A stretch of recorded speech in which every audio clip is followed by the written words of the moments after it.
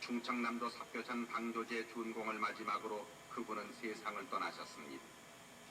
가난이 싫어 5천년의 가난이 싫어 우리도 한번 잘 살아보자고 외치며 일하고 또 일했던 박 대통령은 실로 이 땅에서 가난을 몰아내고 번영의 기틀을 마련했습니다.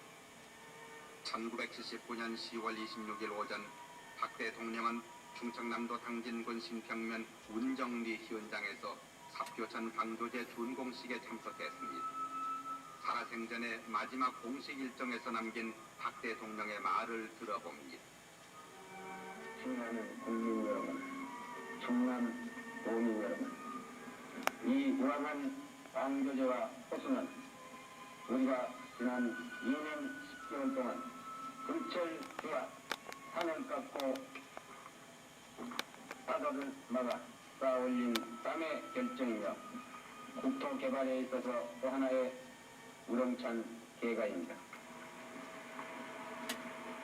바닷물의 역류를 막고 강물을 담게 될 이 다목적 방조제는 길이가 무려 10리에 가까운 국내 최장일 뿐만 아니라 8,400만 톤 저수량의 바다를 막아 만든 인공 다음수로서는 첫 손가락에 꼽히는 것입니다.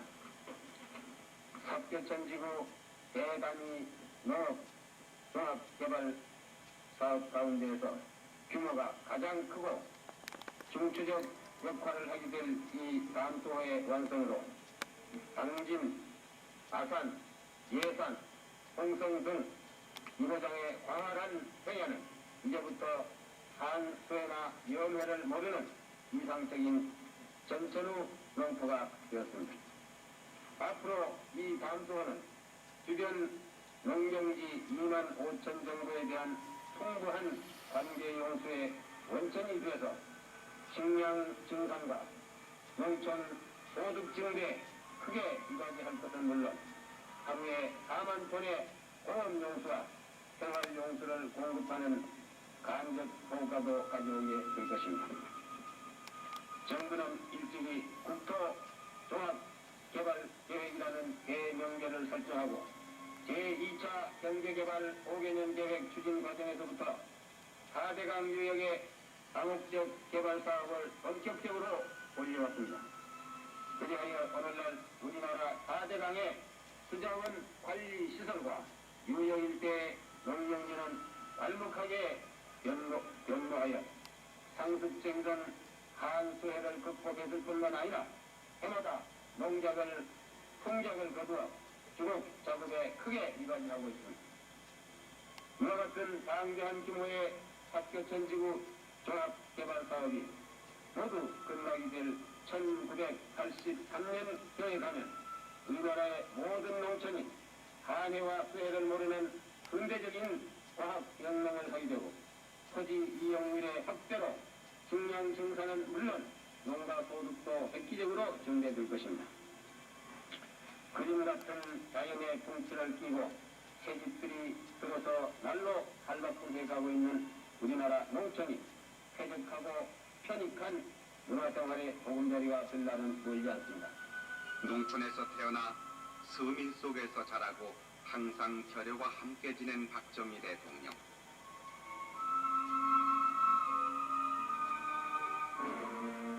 박 대통령은 1979년 10월 26일 오후 7시 50분께 향년 62세로 서거했습니다. 비보에 접한 시민들은 경악을 금치 못하면서 비탄에 젖었습니다. 최교하 대통령 권한대행은 특별 담화를 발표하고 국민들의 애국심과 지혜와 탄압으로 국가 비상시국에 겨전히 대처해 나갈 것을 호소했습니다.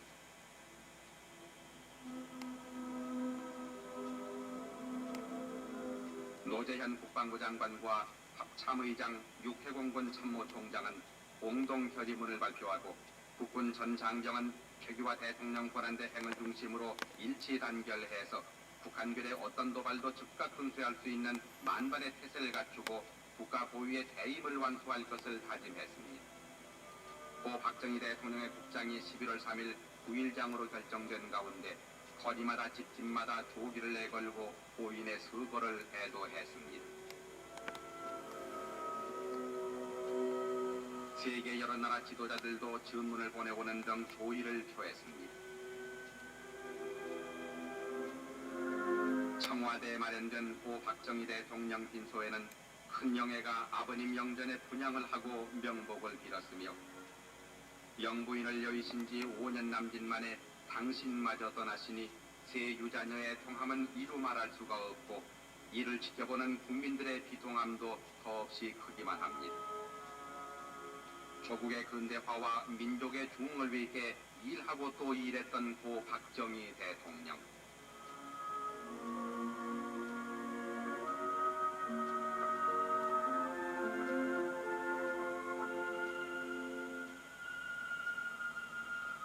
결의 가슴에 슬픔은 가득하지만 이 난국을 극복하자는 국민의 냉철한 의지는 평온과 질서가 어느 때보다도 잘 유지되고 있습니다.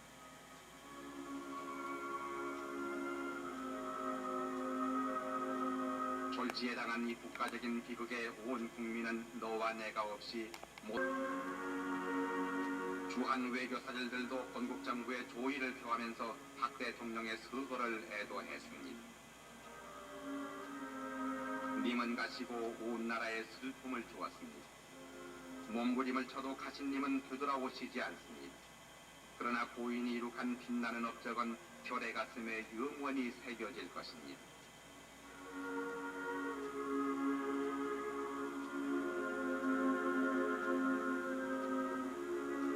중앙청 광장과 청와대 입구 그리고 전국 각 시군 읍면에 마련된 분향소에는 수많은 조객들이 찾아와서 가신님의 명복을 빌었습니다.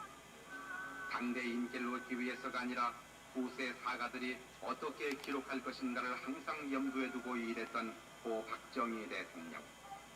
생전에 그토록 염원했던 통일조국의 시련을 보지 못한 채 눈을 감았지만 여기 유덕을 기리는 수많은 국민들이 당신의 유업을 계승할 것입니다.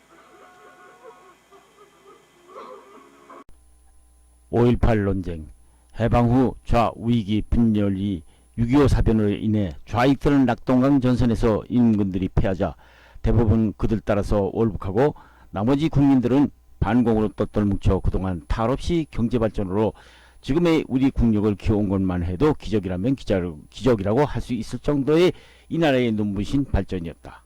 그런데 요사이 5.18 논쟁이 재점화되면서 똘똘 뭉쳤던 국민들의 마음이 둘로 갈라져서 온 나라가 시끄러워져 가고 있다.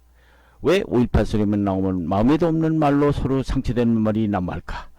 필자는 건강을 위해 자주 등산을 하는 편인데 등산길에서 자주 만났던 인상 깊은 등산객과 쉬는 시간 현 시국에 대한 대화 중 이슈가 되고 있는 5.18 문제 화제의 도마 위에 올랐다.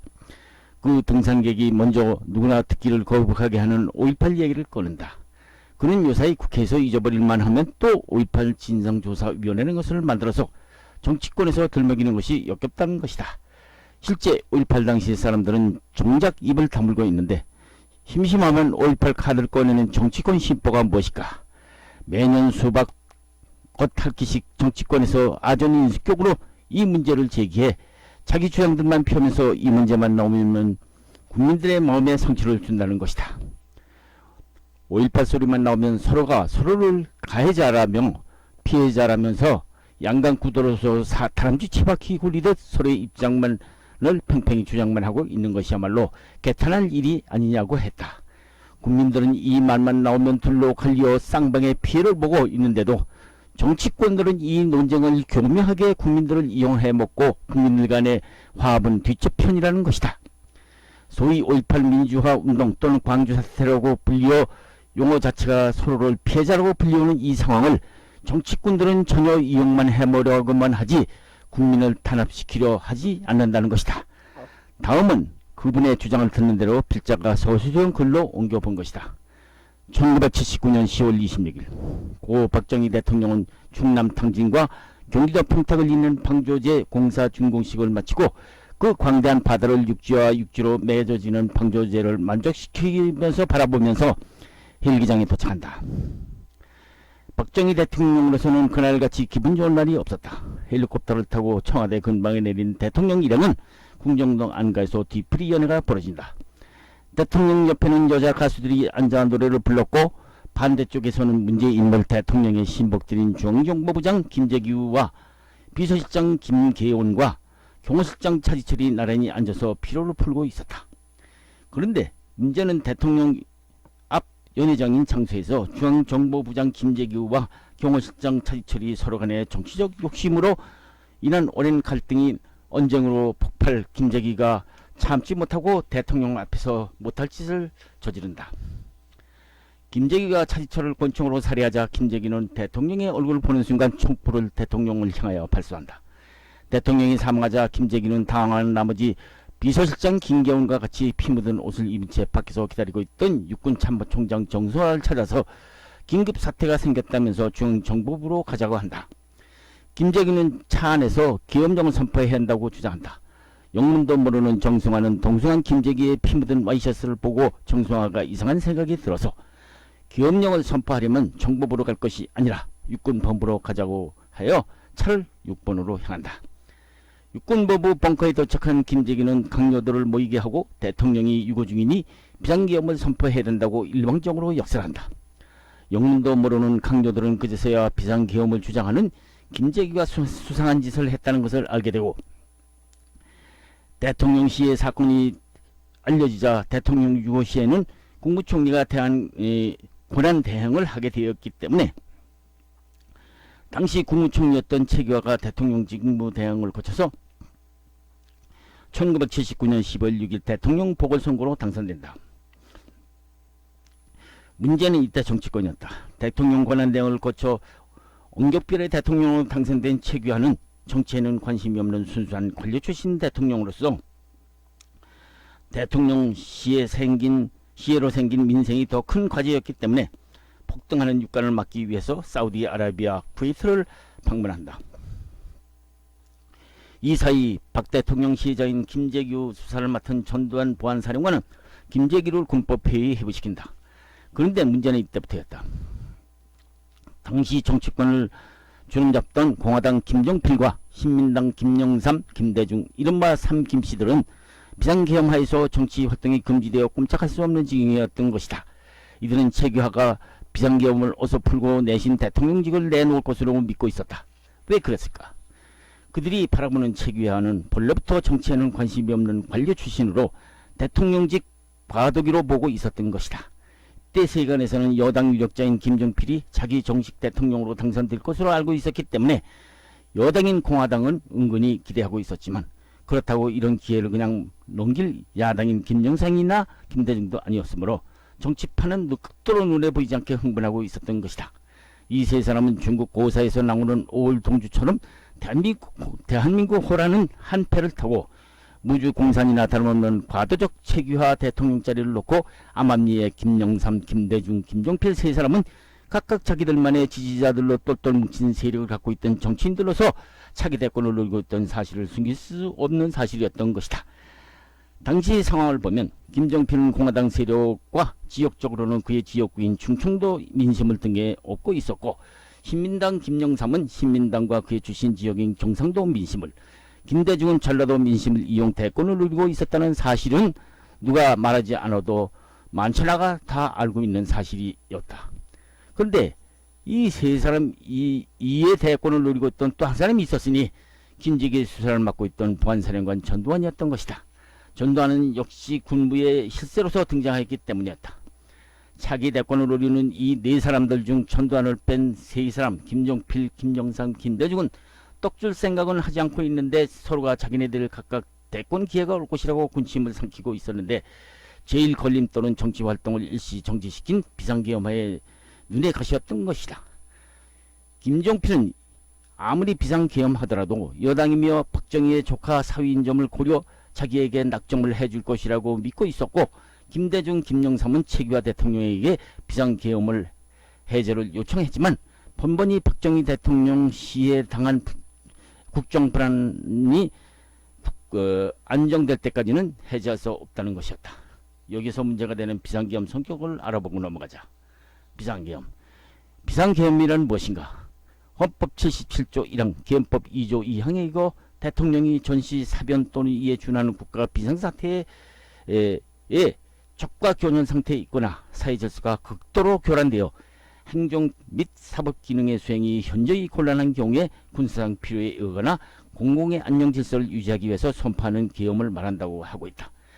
비상계엄이 선포되면 계엄사령관은 계엄 선포 지역 내의 모든 행정사무와 사법사무를 권장하며 이 비상계엄 지역 안에서 일어나는 범죄는 계엄법 10조에 의거 군사법원에서 재판하게 돼 있다. 그런데 문제가 되는 1980년 5월 17일 비상계엄 포고문을 살펴보자. 계엄포고 제10호 1980년 5월 17일 포고문 1. 1979년 5월 27일 선포한 비상계엄법 8조 규정에 의거 1980년 5월 17일 24시를 기해서 그 시행지역을 대한민국 전 지역으로 변경함에 따라서 현재 발효 중인 포고를 다음과 같이 변경한다. 2. 국가안전보장과 종교의 안정질서를 유지하기 위해서 가. 모든 정치활동을 중지하며 정치 목적의 옥내의 집회 및 시위를 일체 금한다. 정치 목적이 아닌 옥내의 집회는 신고를 해야 한다. 단 관혼 상제와 의례적인 비정치적 순수 종교 행사 시에는 예로 하되 정치적 발언을 일체 불한다. 나. 언론 출판 보도 및 방송은 사전 검열을 받아야 한다. 다. 각 대학, 전문대학을 포함한다. 당분간 휴교 조치한다. 라. 정당한 이유 없는 직장 이탈이나 퇴원 및 파업을 일체 금한다. 마. 유언비어의 날조 및 유포를 금한다. 유언비어가 아닐지라도 현직 국가원수를 비방하는 행위나 북한 계례 집단 같은 주장 및 용어를 사용하거나 공공집회의 목적 이외의 선동적 발언 및 질서를 문란시키는 행위는 일체 불허한다. 바. 국내 일상생활과 정상적 경제활동의 자유는 최대한 보장한다. 4. 외국인 출입과 국내 여행 등 활동의 자유는 최대한 보장한다. 본. 보고를 위반한 자는 영장 없이 체포 구금 수색하며 엄중 처단한다. 계엄포고 제10호 1980년 5월 17일 시행 1980년 5월 17일 계엄사령관 육군대장 이희성. 당시 유신 헌법에 의해 당선되기는 했지만 외무장관과 국무총리를 지냈던 최규하 대통령이 어려워진 국가의 기름값을 해결하기 위해서 애국을 나간 사이에 국내에서는 비상계엄을 해제하려는 김종필, 김종삼, 김대중 세 사람의 목소리가 커지고 있었고 전두환은 김재규 재판에 따른 수사에 못하고 있었던 것이다. 문제는 정치인 세 사람과 실제로 등장한 군부의 보안사령관 전두환이었다. 당시 세 사람 중 전두환만은 비상계엄 해제는 시기상조라고 주장하고 있었던 것이다. 그러나 삼 김씨들은 무조건 하고 비상계엄을 해제해달라는 것이었다. 그러나 대통령 최규하는 묵묵부답이었다. 사태가 심각했기 때문이었다. 이때였다. 비상계엄 해제가 무색하게 국내에서 비랑간 그나마 보도 통제를 받고 있던 신문에 삭제가 된 기사가 보이고 방송이 제한되는 사태가 벌어진다. 전라도 광주에서 무슨 일이 벌어지고 있다는 규정말들이 흘러나오고 있었다. 비상계엄하에 언론이 통제되어 국민들의 궁금증이 해소되고 있지는 않은 사이 계엄사령부에서는 이른바 광주 사태를 발표하기 시작한다. 훗날 광주 민주화 운동이라고 불리워진 이 상황이 벌어진 것이다. 일방적으로 발표한 계엄사령부의 입장은 이랬다. 대략적으로 발표 내용은 박정희 대통령 시해 사건으로 나라의 위기가 처한 정부는 비상계엄을 해제할 수 없으며 계엄기간 동안에는 모든 집회를 금지한다는 내용이었다. 계엄사령부 발표의 또 다른 내용은 이런 집회 시위를 금하는데도 불구하고 일부 지역에서 불법으로 집회 시위를 벌려 헌법 제77조에 의해 진압을 하지 않을 수 없다는 내용이었다. 이런 발표가 있었던 그 시각에 일부 지역이라고 부르던 그곳은 훗날 광주 지역이라는 것이 알려졌지만 훗날 알려진 바로는 계엄군과 휴대 간에 엄청난 유혈이 일어났고 경찰서와 예비군 무기고가 깨지는 등 이른바 광주사태 또는 민주화운동이라고 불리우는 유혈사태가 벌어지고 있었던 것이다. 정부 측 계엄군과 훗날 시민군이라고 불리는 양자의 충돌이 벌어지면서 오늘날까지 그때 5.18 소리만 나오면 시비가 계속 벌어지고 있는 것이다. 그랬다. 지금 이 나라는 광주 사태니 민주항쟁이가 문제가 아니라 이 문제를 가지고 왜 국민들이 왜 잊어질만 하면 들춰내고 국민을 분열시키느냐 하는 것이다. 그것은 뻔하다. 정치꾼들의 욕심 때문이다. 이 사건을 두고 달걀이 먼저냐 닭이 먼저냐 하는 식으로 국민들 간의 싸움질을 붙이고 있는 정치권이 문제인 것이다. 그렇다.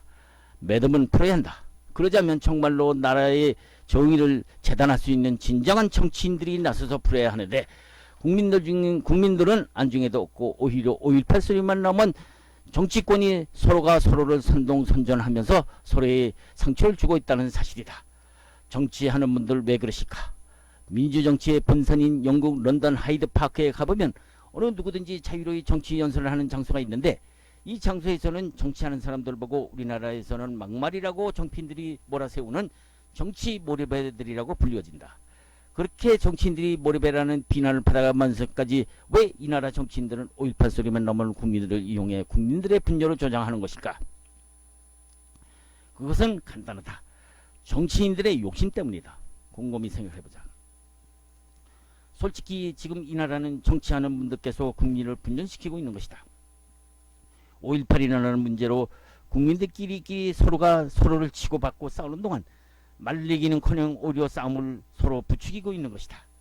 과연 이것이 오늘날 정치 지도자들의 할 짓인가? 솔직히 말하자면 이런 사태는 이 상황을 가져오게 한 정치인 김종필, 정치인 김영삼, 정치인 김대중 및 군인 전두환 등이 욕심만 부리지 않았다면 이 나라는 박정희 대통령 서거 후 순리대로 비상기업을 해제후 선거로서 얼마든지 유효세 때까지는 일어나지 않았을 것이다.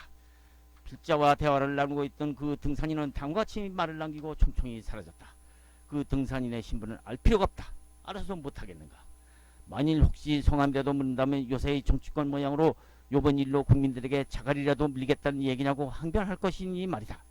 그 등산인은 마지막으로 문제가 되고 있는 국가유공자 공개 문제도 그렇고, 노량진에서 공무원 시험에 목숨을 걸고 있는 공시생들이 주장하고 있는 유공자 공무원 채용 특혜 문제, 어제 오늘 자기들이 일은 저질러 놓고 국민들 입에 자갈을 물리려는 정치권, 그 등산인은 이런저런 문제부터 과거 정치권들이 선거 때만 되면 북한을 이용한다는 소위 북풍 논란이 문제가 되듯이 제발 오늘날 정치인들은 이른바 5.18 장사는 그만두어야 한다고 강변한다. 마지막으로 던진 한마디, 지금 이 나라 정치권이야말로 진정한 정치 지도자들이라면 이 나라 국민들에게 지금 화합할 때지 치고받고 싸우게 할 때가 있냐면서 다시 한번 생각해 봐야 할 사람들이라고 따끔한 일침을 던지고 총총히 사라졌다.